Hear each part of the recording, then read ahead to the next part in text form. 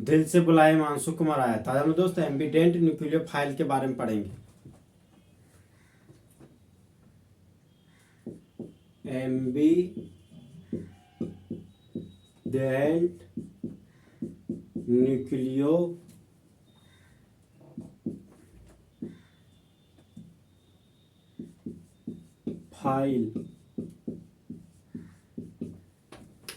तो एमबी का मतलब होता है दोस्त मोर देन वन। तो ये हो गया हमारा एमबी।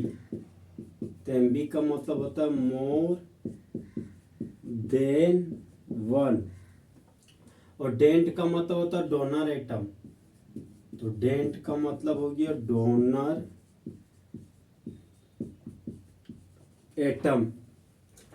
न्यूक्लियो का मतलब होता है दोस्त न्यूक्लियस। और फाइल का मतलब होता है लविंग। जो न्यूक्लियस से लव करता है उसको न्यूक्लियो फाइल बोलते हैं। और एमबी का मतलब हो गया एक से अधिक डोनर एटम। तो वो खासम खास न्यूक्लियोफाइल जिसके पास एक से अधिक डोनर एटम हो तो उसको एम्बिडेंट न्यूक्लियोफाइल बोलते हैं। अब हम लोग दोस्त एम्बिडेंट न्यूक्लियोफाइल का डेफिनेशन लिखेंगे। तो डेफिनेशन हमारा दोस्त such type of nucleophile which have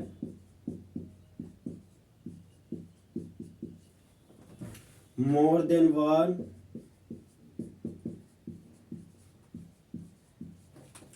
donor atom।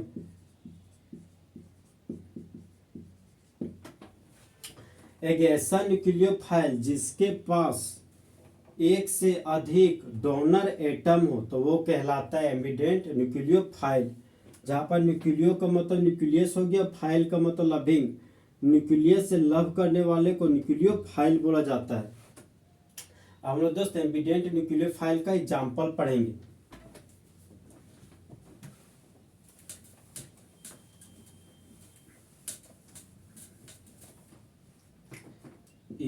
Example.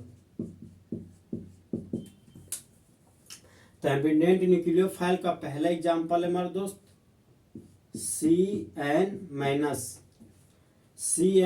को साइनाइड आयन बोला जाता है। Cyanide ion. तो सेंट्रल एटम कार्बन है, यहाँ पर कार्बन लिख दिए। टर्मिनल एटम नाइट्रोजन है तो यहाँ पर नाइट्रोजन लिख दिए। कार्बन के मुंडी पर नेगेटिव चार्ज है तो यहाँ पर नेगेटिव चार्ज दे दिए। कार्बन और नाइट्रोजन के कॉम्बिनेशन से साइनाइड आयन बना हुआ है, जहां पर कार्बन का एटॉमिक नंबर 6 है। तो फर्स्ट सेल में 2 इलेक्ट्रॉन और लास्ट सेल में 4 इलेक्ट्रॉन। तो लास्ट सेल को ही वैलेंस सेल बोला जाता है। तो वैलेंस इलेक्ट्रॉन हो गया दोस्त हमारा 4 इलेक्ट्रॉन। तो ये हो गया हमारा वैलेंस इलेक्ट्रॉन। तो कार्बन के बाहरी कक्षा में 4 इलेक्ट्रॉन है, लेकिन कार्बन के मुंडी पर एक नेगेटिव चार्ज है, मतलब कार्बन को 1 इलेक्ट्रॉन को फायदा हुआ है। तो 4 और 1 क्या हो गया 5 इलेक्ट्रॉन। नाइट्रोजन के पास आते हैं। तो नाइट्रोजन का एटॉमिक नंबर 7 होता है। फर्स्ट सेल में 2 इलेक्ट्रॉन और लास्ट सेल में 5 इलेक्ट्रॉन।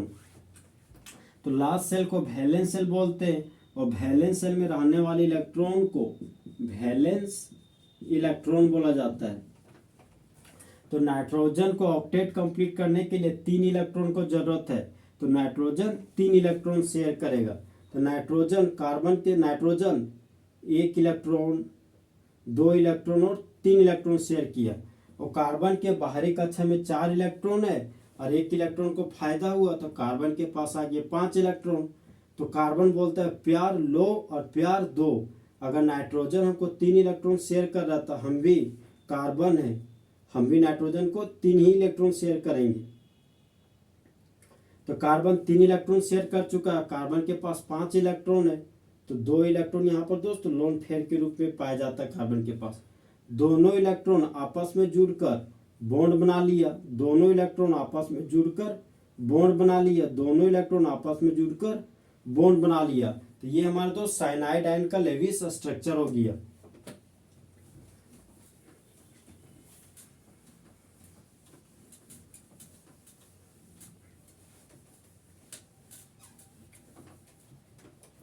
नेक्स्ट एग्जांपल है हमारा दोस्त NO2 माइनस। तो NO2 माइनस का नाम है नाइट्राइट आयन। Nitrite ion.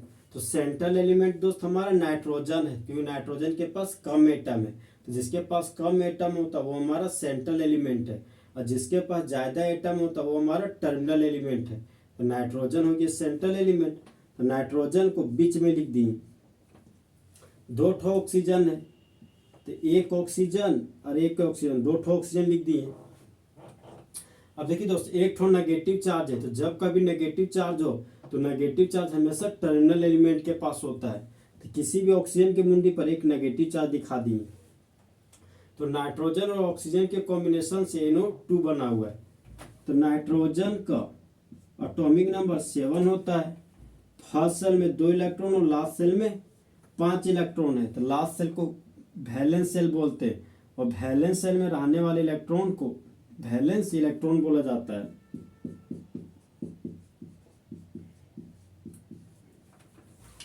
अब हमारे दोस्त है ऑक्सीजन। तो ऑक्सीजन का एटॉमिक नंबर 8 होता है। फर्स्ट सेल में 2 इलेक्ट्रॉन है, बाहरी कक्षा में 6 इलेक्ट्रॉन है। तो लास्ट सेल को वैलेंस सेल बोला जाता है, और वैलेंस सेल में रहने वाले इलेक्ट्रॉन को वैलेंस इलेक्ट्रॉन बोला जाता है। ये हो गया दोस्त हमारा वैलेंस इलेक्ट्रॉन। तो ऑक्सीजन को ऑक्टेट कंप्लीट करने के लिए 2 इलेक्ट्रॉन का जरूरत है। तो ऑक्सीजन हमेशा 2 इलेक्ट्रॉन शेयर करेगा। तो यहाँ पर दोस्त ऑक्सीजन नाइट्रोजन को 2 इलेक्ट्रॉन शेयर कर दिए। अब नाइट्रोजन के बाहरी कक्षा में 5 इलेक्ट्रॉन है। तो नाइट्रोजन बोलता है दोस्त प्यार लो और प्यार दो। अब देखिए दोस्त, इस ऑक्सीजन के मुंडी पर नेगेटिव चार्ज है। तो ऑक्सीजन के बाहरी कक्षा में 6 इलेक्ट्रॉन था और 1 इलेक्ट्रॉन का फायदा हो गया। तो ऑक्सीजन के पास टोटल 7 इलेक्ट्रॉन हो गया। अब O माइनस को 1 इलेक्ट्रॉन जरूरत है अपना ऑक्टेट कंप्लीट करने के लिए। तो यह O माइनस 1 इलेक्ट्रॉन को शेयर करेगा। अब इसके पास बच गया 6 इलेक्ट्रॉन। तो 6 इलेक्ट्रॉन यहाँ दोस्त 6 इलेक्ट्रॉन का जोड़ा हो गया 3 ठो जोड़ा। तो इस O माइनस के पास 3 ठो इलेक्ट्रॉन का जोड़ा है। अब नाइट्रोजन का बात आया दोस्तों, नाइट्रोजन बोलता है प्यार लो और प्यार दो। मतलब अगर ऑक्सीजन हमको 2 इलेक्ट्रॉन शेयर कर रहा है तो नाइट्रोजन भी 2 इलेक्ट्रॉन शेयर करेगा। अगर O माइनस 1 इलेक्ट्रॉन शेयर कर रहा है तो नाइट्रोजन भी 1 इलेक्ट्रॉन शेयर करता है। तो नाइट्रोजन के बाहरी कक्षा में 5 इलेक्ट्रॉन है, 3 इलेक्ट्रॉन शेयर कर दिया। अभी भी नाइट्रोजन के पास 2 इलेक्ट्रॉन है। तो यह 2 इलेक्ट्रॉन का जोड़ा हो गया दोस्त 1 जोड़ा। ये हो गया हमारा दोस्त लोन पेयर।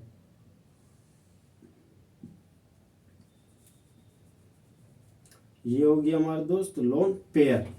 दोनों इलेक्ट्रॉन आपस में जुड़कर बॉन्ड बना लिया। दोनों इलेक्ट्रॉन आपस में जुड़कर बॉन्ड बना लिया। यह दोनों इलेक्ट्रॉन आपस में जुड़कर बॉन्ड बना लिया। तो यह दोस्त हमारे NO2 माइनस का लेविस स्ट्रक्चर हो गया।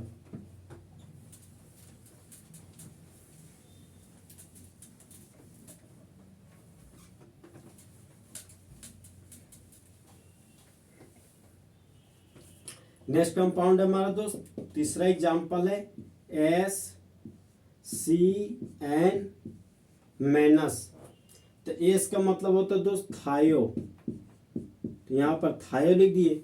सी के लिए संज्ञा लिख दिए। एन के लिए नेट लिख दिए। और मुंडी पर नेगेटिव चार्ज है तो आयन लिख दिए।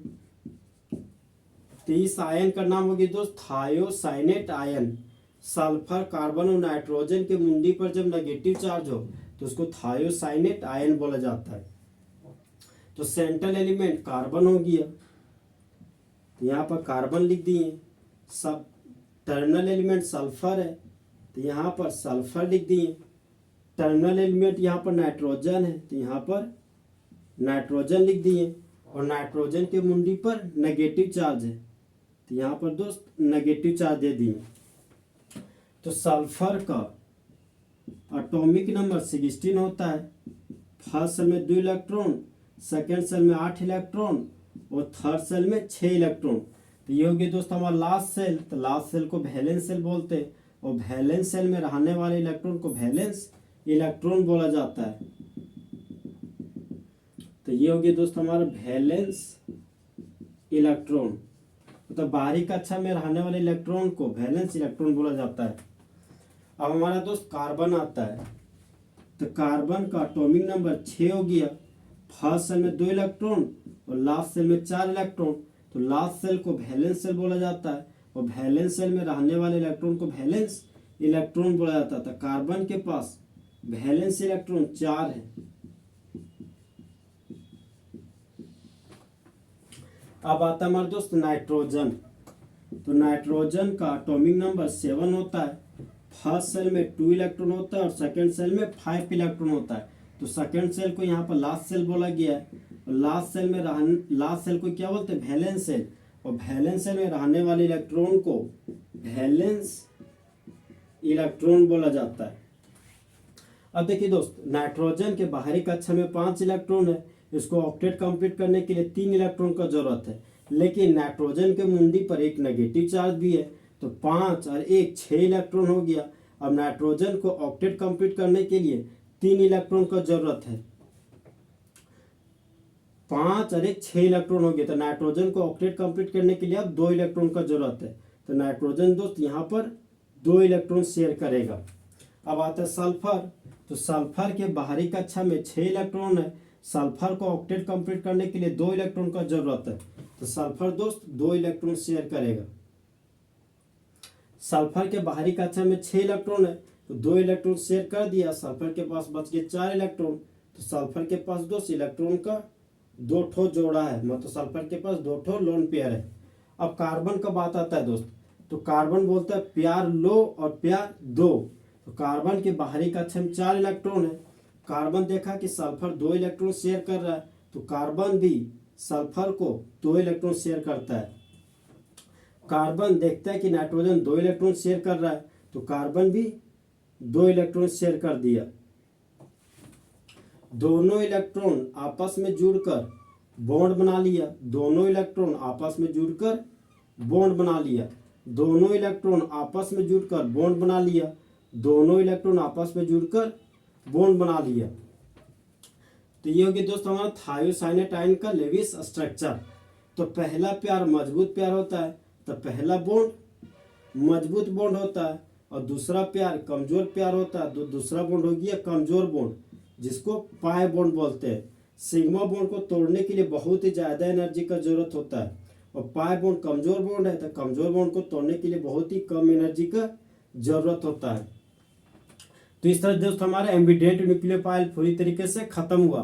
चीते की चाल, बाज की नजर और हिमांशु कुमार के कैलकुलेशन पर कभी शक नहीं करना।